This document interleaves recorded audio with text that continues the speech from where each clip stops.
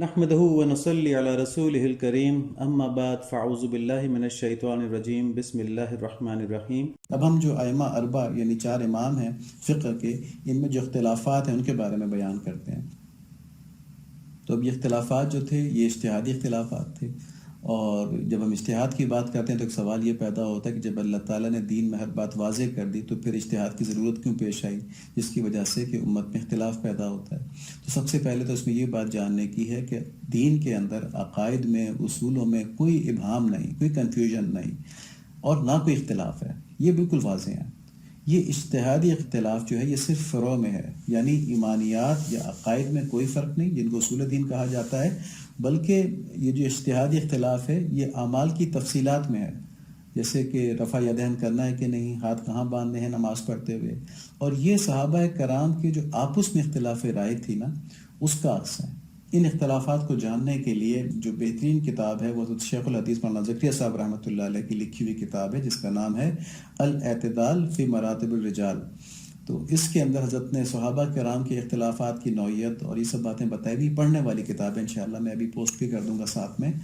یہ اگر پڑھ لیں تو بہت سی کنفیوژنز آدمی کی دور ہو جاتی ہیں، بلکہ بہت کچھ کھل جاتا ہے، پھر اس کے ذہن میں سوالات رہتے نہیں۔ اب اجتہاد کی ضرورت کے اوپر ہم بات کر رہے تھے، تو اجتہاد قرآن اور سنت کی روشنی میں ان احکام کو معلوم کرنے کا نام ہے جن میں نصوص میں یعنی قرآن اور سنت میں واضح رہنمائی نہیں مل پاتی، اور اس کے ذریعے قیامت تک کے آنے والے ہر دور اور ہر قوم کے دینی مسائل کا حل قرآن و سنت کی روشنی میں ڈھونڈنے کا سامان اللہ تعالیٰ نے مہیا کر دیا، کیونکہ دین اسلام تو قیامت تک کے لیے ہے نا، اور اللہ تعالیٰ کی طرف سے تو دین مکمل ہو چکا ہے، چنانچہ قیامت تک کے لوگوں کے لیے دین اور دنیا کی رہنمائی انہی اصولوں میں ہے جو ہمیں قرآن اور سنت سے ملتے ہیں۔ یہ تو ممکن نہیں تھا نا کہ جس طرح ادوار بدلتے جائیں گے، جس طرح انسان کا رہن سہن بدلتا جائے گا، جس طرح اس کی پرابلمز بدلتی جائیں گی، نئی نئی سچویشنز کریٹ ہوتی جائیں گی، ہر ایک کی تفصیلات لکھی جائیں، تو اس کے لیے اللہ تعالیٰ نے اصول بتا دیے اور انسان سے کہا کہ اب تم اس کے اندر حل کو ڈھونڈو۔ اب کفار نے تو دین کی رہنمائی سے ان معاملات کے اندر یہ کہہ کے جان چھڑا لی کہ انسانی سوسائٹی جو ہے یہ اب بالغ ہو گئی ہے، میچور ہو گئی ہے، اب اپنا برا اور بھلا یہ خوب سمجھنے لگی ہے، اس لیے اسے آسمانی تعلیمات اور وحی کی ڈکٹیشن کی ضرورت نہیں ہے، بلکہ اب یہ اپنی بہتری کے خود فیصلے کر سکتی ہے، اور سوسائٹی کے اندر اکثریت جو ہے وہ جو بھی فیصلے کر لے، یا انسان کی جو اجتماعی عقل و خرد ہے، ریزننگ ہے، اس کے جو اجتماعی وزڈم ہے، کلیکٹیو وزڈم ہے، وہ جو بھی سمجھے گا وہی حرف آخر ہوگا، اور اسے اس کے اوپر کوئی اور چیک کی ضرورت نہیں ہے۔ لیکن مسلمانوں کے لیے یہ بات کرنا ممکن نہیں ہے، اس بات کو قبول کرنا ممکن نہیں ہے، کیونکہ وہ یہ ایمان رکھتے ہیں کہ انسانی سوسائٹی کسی بھی مرحلے پر آسمانی تعلیمات سے بے نیاز نہیں رہ سکتی، اور کفار نے وحی کے علوم سے اس لیے جان چھڑائی کہ ان کی محبتوں کا مرکز، ان کا جینا، ان کا مرنا یہی مادیت ہے، یہی مٹیریلزم ہے، تو ان کا اصل مسئلہ زیادہ سے زیادہ دنیاوی راحتیں اور لذتیں جمع کرنا ہے، اس کے علاوہ تو انہیں کوئی پرابلم ہے، کوئی ایشو ہے ہی نہیں اس کے علاوہ، تو ان کا وہ تو کہتے ہیں بس زیادہ سے زیادہ وہ اپنی دنیا کے اندر آسائشیں جمع کر لیں، جبکہ مومنین ان کے بارے میں کیا ہے، ان کو دنیا سے محبت نہیں ہے، بلکہ یہ اللہ تعالیٰ کی محبت میں اشد ہیں، ان کو اللہ تعالیٰ سے عشق ہے، اور یہی فرق قرآن میں بتایا گیا ہے سورہ بقرہ کے اندر آیت نمبر 165 میں، وَمِنَ النَّاسِ مَن يَتَّخِذُ مِن دُونِ اللَّهِ أَندَادًا يُحِبُّونَهُمْ كَحُبِّ اللَّهِ وَالَّذِينَ آمَنُوا أَشَدُّ حُبًّا لِلَّهِ۔ بعض لوگ ایسے بھی ہیں جو اللہ کے شریک اوروں کو ٹھہرا کر ان سے ایسی محبت رکھتے ہیں جیسی محبت اللہ تعالیٰ سے ہونی چاہیے، یعنی کہ دنیا سے محبت رکھتے ہیں ایسی جیسی محبت اللہ تعالیٰ سے ہونی چاہیے، دنیا کے فائدے کے لیے اللہ تعالیٰ کی رضا اور ناراضگی کی کوئی پرواہ نہیں کرتے، رشوت لینی ہے پکڑ لیتے ہیں، کچھ اور غلط کام کرنا ہے کر لیتے ہیں، بد نظری کرنی ہے کر لیتے ہیں، اللہ تعالیٰ سے کہتے ہیں اللہ تعالیٰ تو معاف کرنا ہے معاف کر دے، ہم سے نہیں چھوٹتا یہ، تو ایسی محبت چیزوں سے رکھتے ہیں جیسی اللہ تعالیٰ سے رکھنی چاہیے تھی۔ اور والذین آمنوا اشد حبا للہ، جو لوگ ایمان لائے ہیں وہ شدید ہیں اللہ تعالیٰ کی محبت میں، تو مسلمانوں کی نظر تو اس پر ہوتی ہے کہ میرے اللہ تعالیٰ مجھ سے کس طرح خوش ہوتے ہیں، وہ دنیا اتنی ہی چاہتے ہیں جتنی ان کے رب نے ان کے لیے جائز کر دی ہے، اور اس دنیا سے بچتے ہیں جو ان کے رب نے ان کے لیے ناجائز فرما دی ہے۔ چنانچہ ان تمام معاملات میں وہ یہ نہیں دیکھتے کہ دنیا کتنی ملتی ہے، بلکہ یہ دیکھتے ہیں اللہ تعالیٰ کی رضا کتنی ملتی ہے۔ دیکھیں اس رویے کی جھلک جو ہے وہ ان آیات میں ملتی ہے، سورہ بقرہ کی 249 ہے، فلما فصل طالوت بالجنود قال ان اللہ مبتلیکم بنہر فمن شرب منہ فلیس منی ومن لم یطعمہ فانہ منی الا من اغترف غرفۃ بیدہ فشربوا منہ الا قلیلا منہم۔ جب حضرت طالوت لشکروں کو لے کر نکلے تو کہا سنو، اللہ تعالیٰ تمہیں ایک نہر سے آزمانے والا ہے، جس نے اس میں سے پانی پی لیا وہ میرا نہیں، اور جو اسے نہ چکھے وہ میرا ہے۔ ہاں اگر کوئی ہاتھ سے چلو بھر پی لے تو معاف ہے،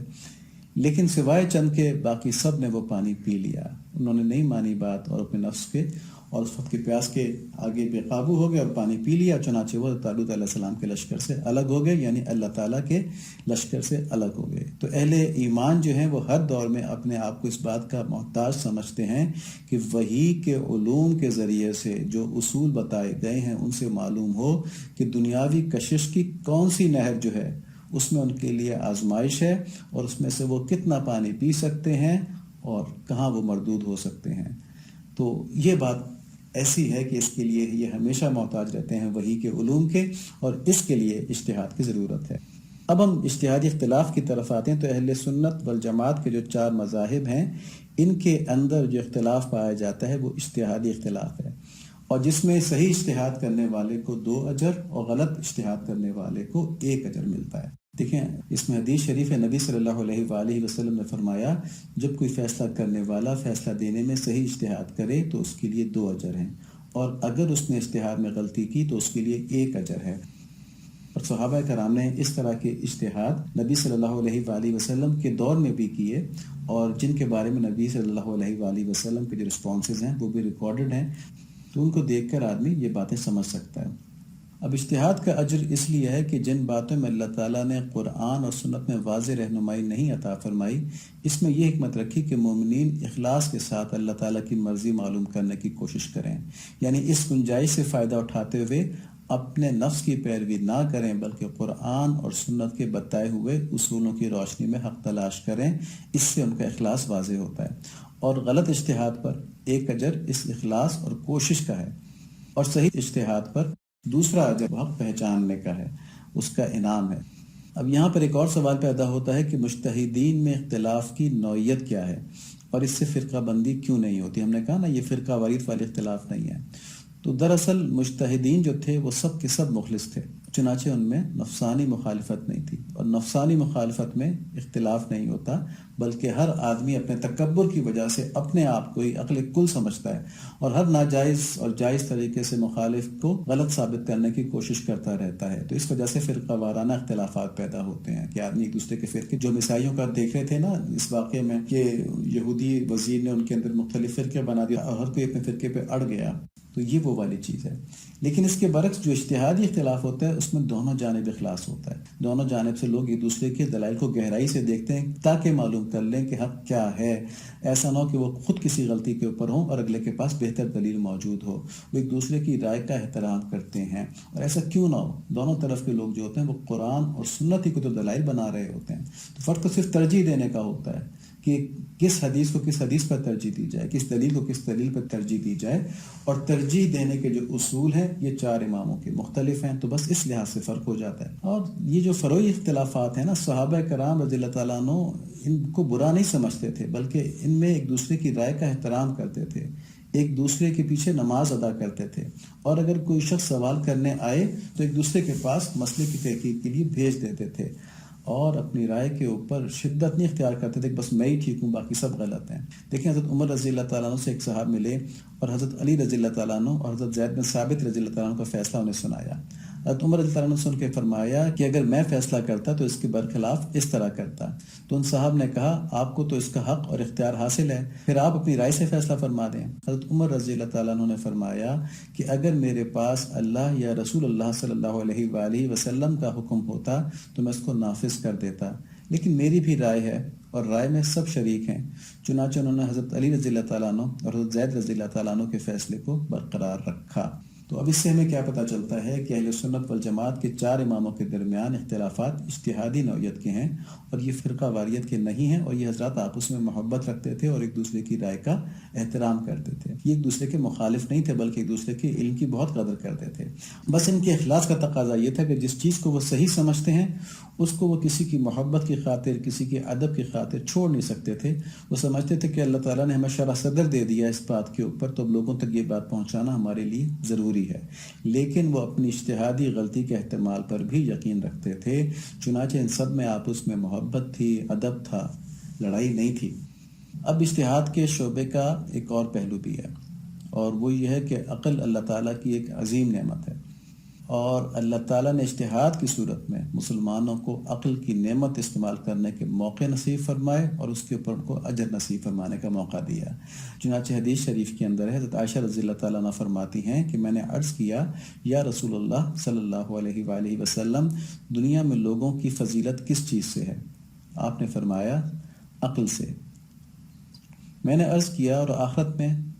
فرمایا عقل سے۔ میں نے عرض کیا کیا انہیں ان کے اعمال کا بدلہ نہیں دیا جائے گا آخرت میں؟ آپ صلی اللہ علیہ وآلہ وسلم نے فرمایا، اے عائشہ رضی اللہ تعالیٰ عنہ، انہوں نے بھی عمل اتنا ہی کیا ہوگا جتنی ان میں عقل ہو، یعنی عقل کے بقدر ان کے اعمال ہوں گے اور اعمال کے بقدر انہیں جزا دی جائے گی۔ تو اجتہاد کا دروازہ کھول کے اللہ تعالیٰ نے عقل کے استعمال کے مواقع نصیب فرمائے۔ یہاں عقل سے مراد وہ ذہانت ہے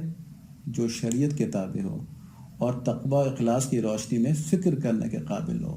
وہ ذہانت نہیں ہے کہ جو اپنی مرضی سے اپنے نفس کی خاطر مختلف طریقے ڈھونڈ کے کسی نہ کسی طرح دنیاوی فائدے حاصل کر لے، یعنی جو ذہانت نفس کی غلام ہے وہ عقل مندی نہیں ہے، کیونکہ وہ تو دوزخ کی طرف لے کر جانے والی ہے۔ اس لیے اخلاص و تقوی، علم و عقل کی اجتہاد کی شرط ہیں، اور جب کوئی مسلمان اپنی عقل کو اور علم کو اخلاص کے ساتھ صرف اللہ تعالیٰ کی رضا حاصل کرنے کے لیے استعمال کرتا ہے، تو اللہ تعالیٰ اس کو اس کی اس محنت اور کوشش کا اجر نصیب فرماتے ہیں، اور اس کو راہ راست بھی دکھلا دیتے ہیں، کیونکہ اس نے اخلاص سے اللہ تعالیٰ سے حاصل کرنے کی کوشش کی نا، تو اس کو راہ راست بھی دکھلا دیتے ہیں۔ اب جن حضرات کا دینی علم اور ان کی عقل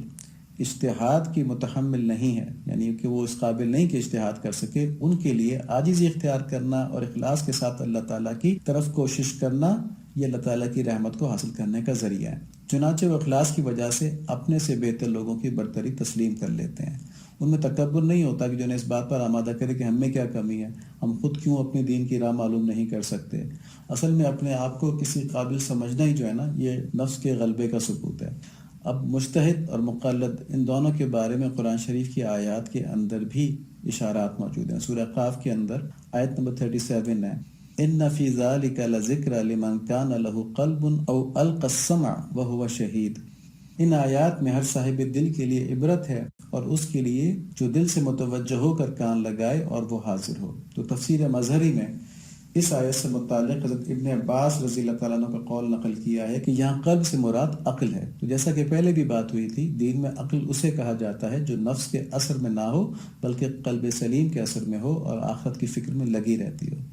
یعنی قرآن کے مضامین سے وہ لوگ ہدایت پکڑتے ہیں جن کے قلب اخلاص و تقوی سے پر ہوں اور ان کی عقلیں نفس کے اثر سے پاک ہو کر کام کرتی ہوں، تو اس آیت کے اندر مجتہدین جو ہیں وہ شامل ہو گئے۔ اب پھر فرمایا کہ دوسرے لوگ وہ ہیں جو دل سے کان لگا کر سنتے ہوں۔ ان سے مراد وہ لوگ ہیں جو ان صاحب عقل اور قلب کی نصیحتیں اور باتیں کان لگا کر سنتے ہیں، دل و دماغ کی حاضری کے ساتھ سنتے ہیں اور ان پر پھر عمل بھی کرتے ہیں۔ تو یہ مقلد ہو گئے جن کے پاس اپنی صلاحیت تو اتنی نہیں ہوتی، لیکن یہ باصلاحیت لوگوں کی تقلید کر کر منزل پر پہنچ جاتے ہیں۔ اب یہاں پر یہ بات سمجھنے کی بھی ہے کہ مقلد کو بھی عقل کے استعمال سے فارغ نہیں کہا گیا۔ ان میں عقل کی کمی نہیں بلکہ علم، فن، تقوی اور فقاہت کی کمی ہے، کیونکہ میں نے کہا نا کہ ہماری دنیاوی ایکسپرٹیز ہمیں زندگی اس طرح بنائی ہے۔ یہ ہو سکتا ہے کہ ان لوگوں کے اندر کسی اور فن میں اتنی مہارت ہو کہ کوئی ان کا ثانی نہ ہو، مثلا کوئی بہت اچھی قرأت کر سکتا ہو، کوئی بہت اچھی خطاطی کر سکتا ہو، کوئی بہترین ڈاکٹر ہو، سائنسدان ہو، لیکن ان کے عقل اور اخلاص کا امتحان اس چیز میں ہے کہ وہ مان لیں کہ دینی لحاظ سے ان کی جو علم ہے، ان کا جو تفقہ ہے، وہ اس قابل نہیں کہ وہ خود اجتہاد کر سکیں، کیونکہ یہ ان کی قابلیت کا میدان نہیں۔ یہ نہیں کہ وہ نالائق ہیں، بلکہ ان کی قابلیت کا میدان نہیں۔ وہ اپنی عقل کو جب اخلاص کے ساتھ استعمال کرتے ہیں تو ان پر یہ بات کھل جاتی ہے کہ وہ اپنی قابلیت کے لحاظ سے اجتہاد کے قابل نہیں ہیں۔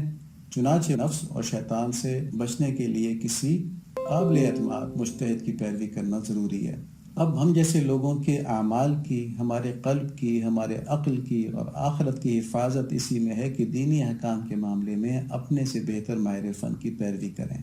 اور اپنے ان قیمتی اثاثوں کو، یہ بہت قیمتی، ان کی بنیاد پر جنت اور دوزخ کے فیصلے ہیں، ان کی بنیاد پر اللہ تعالیٰ کی محبت، اللہ تعالیٰ کی دوستی اور اللہ معاف فرمائے اللہ تعالیٰ کی دشمنی کے فیصلے ہیں، تو ان اثاثوں کو شیطان اور نفس جیسے ماہر اور بڑے دشمنوں سے بچانے کے لیے ہمیں کسی متقی مجتہد کے پیچھے چلنا چاہیے۔ مطلب یہ ایسا ہی ہے جیسے کہ کوئی ذہین اور امیر بزنس مین اپنے جسم اور اپنی پراپرٹی، اپنے مال کی حفاظت کے لیے باڈی گارڈ رکھتا ہے، اور باڈی گارڈ کیسا رکھتا ہے؟ جو جسمانی طور پر طاقتور بھی ہو اور جو اسلحہ چلانے میں مہارت بھی رکھتا ہو۔ تو اس وقت اس بزنس مین کو وسوسہ بھی نہیں آتا کہ کیا میں اس باڈی گارڈ سے کم ہوں جو اس کو اپنی حفاظت پہ رکھوں، میں خود کیوں نہیں اپنی حفاظت کر سکتا؟